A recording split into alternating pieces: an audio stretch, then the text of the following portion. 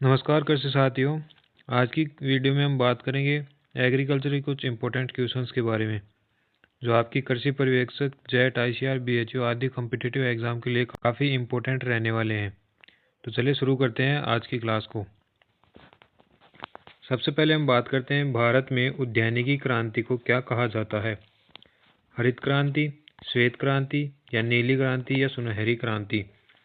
तो इस क्वेश्चन का राइट आंसर हो जाएगा ऑप्शन नंबर डी, सुनहरी क्रांति। भारत में उद्यानिकी क्रांति को सुनहरी क्रांति कहा जाता है। इसके बाद में हरित क्रांति किसे कहते हैं। हरित क्रांति का संबंध है अपने खाद्यान्न उत्पादन से। खाद्यान्न उत्पादन से संबंध होता है हरित क्रांति का, यानी कि खाद्यान्न उत्पादन में भारी वृद्धि करना ही हरित क्रांति का उद्देश्य होता है। इसके बाद में श्वेत क्रांति जिसका संबंध अपने दूध उत्पादन से। दुग्ध उत्पादन व डेयरी उद्योग को बढ़ावा देने के लिए अपने श्वेत क्रांति लाई गई थी। इसके बाद में आता है नीली क्रांति। नीली क्रांति का संबंध अपने मत्स्य पालन और जलीय जो जीव होते हैं उनके पालन को बढ़ावा देने के लिए, या इनके मत्स्य पालन की कृषि के अंदर बढ़ावा देने के लिए अपने नीली क्रांति लाई गई थी। तो क्वेश्चन का राइट आंसर हो जाएगा ऑप्शन नंबर डी। आगे बात करते हैं उद्यानिकी किससे संबंधित है। अनाज फसल से, या फल सब्जी व फूल उत्पादन से, या पशुपालन से, या मत्स्य पालन से। तो इस क्वेश्चन का राइट आंसर हो जाएगा ऑप्शन नंबर बी, उद्यानिकी जो है अपने फल सब्जी फूल उत्पादन से संबंधित है। क्वेश्चन का राइट आंसर हो जाएगा ऑप्शन नंबर बी।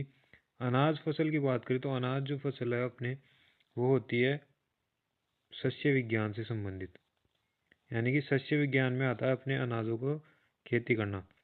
आगे होती है पशुपालन। पशुपालन में हम करते हैं पशुओं का पालन, जिसमें भैंस हो गई, बकरी हो गई, गाय हो गई आदि का पालन करना पशुपालन कहलाता है। मत्स्य पालन में आ जाएगा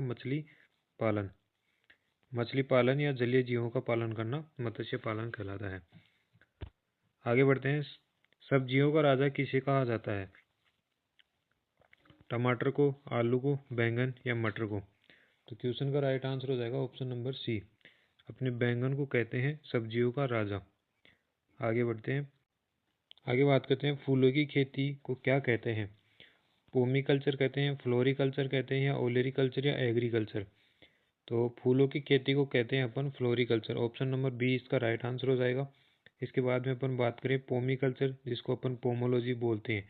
इसके अंदर आता है अपने फलों का अध्ययन। फलों की खेती या फलों का अध्ययन करते हैं अपन पोमीकल्चर या पोमोलॉजी के अंदर। ओलेरिकल्चर में हम करते हैं सब्जियों का अध्ययन या सब्जियों की खेती।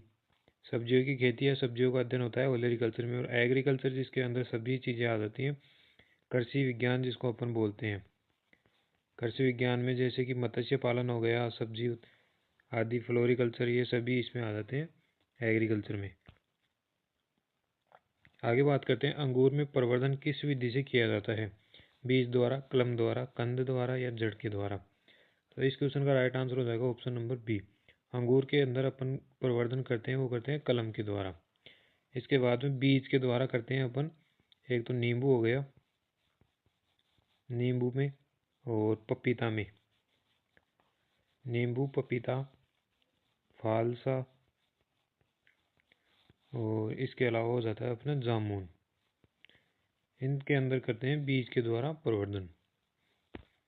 आगे बढ़ते हैं, आलू का खाने योग्य भाग क्या है। जड़ है, तना है, पत्ती है, या फल है। तो आलू का जो खाने योग्य भाग होता है वो होता है तना। तो ऑप्शन हो जाएगा इसका बी सही। ऑप्शन नंबर बी इसका राइट आंसर हो जाएगा। आलू का खाने योग्य भाग होता है तना। इसके बाद में बात करते हैं टमाटर किस कुल से संबंधित है। कुकुरबिटेसी कुल से, सोलेनेसी, या लेग्यूमिनेसी, या मालवेसी कुल से।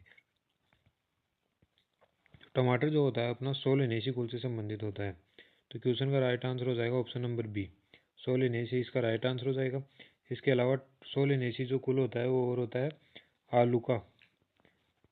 सोलेनेसी कुल में आते हैं अपने आलू हो गया, बैंगन हो गया, आलू, बैंगन, मिर्च और टमाटर आ ही गया, ये भी इसी सोलेनेसी कुल में आते हैं। कुकुरबिटेसी की बात करें तो कुकुरबिटेसी हो जाता है अपने खीरा हो गया, खीरा, कद्दू, तरबूज, तरबूज के अलावा खरबूजा, ये सभी इसके अंदर आ जाते हैं कुकुरबिटेसी में। लेग्यूमिनेसी में आ जाएंगी अपनी दालें वाली फसलें, जिसमें दाल व फलियां वाली फसलें आ जाती हैं, जैसे कि मटर हो गया, चना हो गया, राजमा, सोयाबीन, मूंगफली, ये सभी अपनी आ जाएंगी लेग्यूमिनेसी में। मालवेसी की बात करें तो मालवेसी में आता है गुड़हल, गुड़हल हो गया और भिंडी, कपास आदि, ये हो जाती है मालवेसी कुल की संबंधित। क्वेश्चन का राइट आंसर हो जाएगा ऑप्शन नंबर बी, सोलेनेसी कुल टमाटर का होता है। आगे बात करते हैं अपन ग्राफ्टिंग। ग्राफ्टिंग का उद्देश्य क्या है? बीज उत्पादन करना, फसल सुरक्षा करना, या उत्तम गुणों का संयोजन करना, या सिंचाई करना। तो इस क्वेश्चन का राइट आंसर हो जाएगा ऑप्शन नंबर सी। ग्राफ्टिंग का उद्देश्य होता है उत्तम गुणों का संयोजन करना, यानी कि जो कम गुणों वाला पौधा होता है उसके अंदर नई कलम, जो कि उत्तम गुणों वाले पौधे की कलम लगाकर उससे अच्छा उत्पादन प्राप्त करना ही ग्राफ्टिंग का मुख्य उद्देश्य होता है। इसके बाद में बात करते हैं केला किस विधि से प्रवर्धित किया जाता है? बीज द्वारा, ग्राफ्टिंग, या संकर द्वारा, या कटिंग के द्वारा। तो इस क्वेश्चन का राइट आंसर हो जाएगा ऑप्शन नंबर सी। केले का प्रवर्धन अपन करते हैं सकर्स के द्वारा। इसके बाद में बीज के द्वारा अपने नींबू में हो जाता है, पपीता हो गया, इनके अंदर होता है बीज के द्वारा।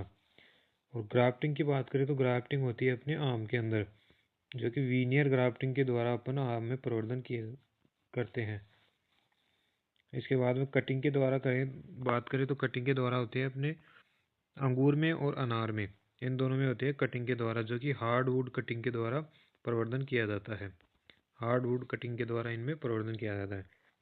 केले में अपन सकर्स के द्वारा करते हैं, ऑप्शन नंबर सी इसका राइट आंसर हो जाएगा। आगे बात करते हैं टमाटर में कौन सा विटामिन प्रचुर मात्रा में होता है? विटामिन ए होता है, विटामिन बी, विटामिन सी, या विटामिन डी। क्वेश्चन का राइट आंसर हो जाएगा ऑप्शन नंबर सी। टमाटर में विटामिन सी जो होता है वो प्रचुर मात्रा में पाया जाता है। इसके अलावा विटामिन ए जो है वो अपने आम में सर्वाधिक पाया जाता है, सर्वाधिक विटामिन ई पाया जाता है आम में, सर्वाधिक विटामिन ए पाया जाता है आम में, जो कि 4800 आयु होता है, 4800 आयु प्रति 100 ग्राम फल में होता है। आगे बात करते हैं अपन प्याज का खाद्य भाग क्या है? जड़ है, तना है, पत्ती है, या बल्ब है।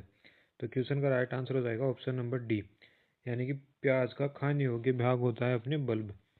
ऑप्शन नंबर डी इसका राइट आंसर हो जाएगा। इसके बाद में जड़ जो होती है वो अपने गाजर की होती है, याद रखना, गाजर हो गया, मूली हो गई, ये होती है जड़, यानी कि खाने योग्य भाग गाजर और मूली का होता है। तना मैंने पिछले क्वेश्चन में आया था अपने आलू का होता है तना। पत्ती मैंने आपको पिछले क्वेश्चन में बताई दी थी कि पालक हो गया, धनिया हो गया, पालक, धनिया, इनका खाने योग्य भाग होता है पत्ती। आगे बात करते हैं गाजर का खाद्य भाग क्या है? तना है, जड़ है, पत्ती है, या फूल है। तो गाजर का खाने योग्य भाग मैंने बताया था आपको जड़ होता है। जड़ जो होता है वो अपने गाजर का खाने योग्य भाग होता है। ऑप्शन नंबर बी इसका राइट आंसर हो जाएगा। इसके बाद में बात करते हैं सब्जियों में हरी क्रांति का जनक किसे माना जाता है? एम.एस. स्वामीनाथन को, वी.एल. चक्रवर्ती को, सी. सुब्रमण्य को, या नॉर्मन ई बोरलॉग को। तो इस क्वेश्चन का राइट आंसर हो जाएगा option number B. Option number B इसका राइट आंसर हो जाएगा। वी.एल. चक्रवर्ती को अपन सब्जियों में हरित क्रांति का जनक कहते हैं। इसके अलावा जो एम.एस. स्वामीनाथन वो अपने भारतीय हरित क्रांति के जनक हैं। भारतीय हरित क्रांति के जनक कौन है? Doctor M S. स्वामीनाथन। और इसके अलावा नॉर्मन ई बोरलॉग जो है, एन ई बोरलॉग, वो है हरित क्रांति के जनक, यानी कि भारतीय हरित क्रांति के जनक तो हैं डॉक्टर एम.एस. स्वामीनाथन, और हरित क्रांति के जनक है नॉर्मन ई बोरलॉग, और वी.एल. चक्रवर्ती जो है वो अपने सब्जियों में हरित क्रांति के जनक। तो काफ़ी इंपॉर्टेंट क्वेश्चन है, इसको याद रखना। तो दोस्तों ये थी आज की वीडियो। अगर वीडियो पसंद आया तो लाइक कर देना, और चैनल पर पहली बार आए हो तो चैनल को सब्सक्राइब अवश्य कर लेना, ताकि आगामी वीडियोज़ की नोटिफिकेशन आप तक ज़रूर पहुँचे। चलिए दोस्तों, मिलते हैं नेक्स्ट वीडियो में, तब तक के लिए धन्यवाद।